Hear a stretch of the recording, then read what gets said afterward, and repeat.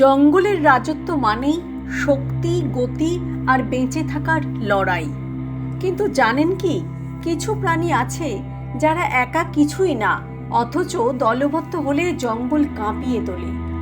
আজ আমরা জানব এমন 5টি প্রাণীর গল্প যারা একসাথে থাকলে শিকারী, কিন্তু একা থাকলে শিকারে পরিণত হয়। ভারতীয় বন্য কুকুর। স্থান দক্ষিণ ভারতের জঙ্গল, বিশেষ করে ওয়েস্টার্ন ঘাটস। দলবদ্ধ শিকার করে, একসাথে 8 থেকে 12 জন সদস্য মিলে হরিণ বা বড় শিকার ধরে। এদের মধ্যে রয়েছে শক্তিশালী যোগাযোগ, কৌশল ও পারস্পরিক বোঝাপড়া। কিন্তু একা পড়লে সিংহ, বাঘ বা চিতা খুব সহজেই এদের মেরে ফেলতে পারে। দল ভেঙে গেলে এরা খুব কম সময় বাঁচে। হাতি। হাতি সাধারণত শান্ত প্রাণী হলেও দলের মধ্যে থাকে বিশাল শক্তি ও সুরক্ষা। বিশেষ করে মা হাতির দল ছানাকে রক্ষা করে ঘিরে রাখে।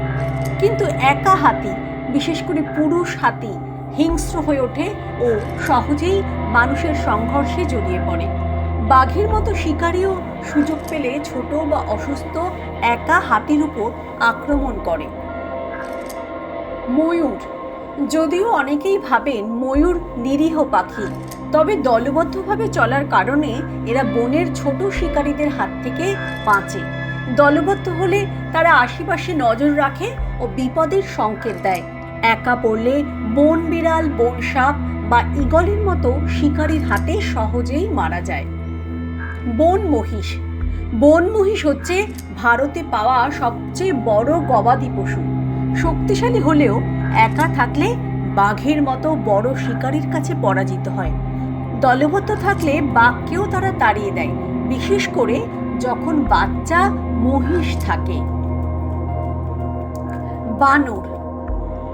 বানরেরা সাধারণত বড় দলে চলে এবং প্রতিটি সদস্য একে অপরকে সংকেত দিয়ে সুরক্ষা দেয়।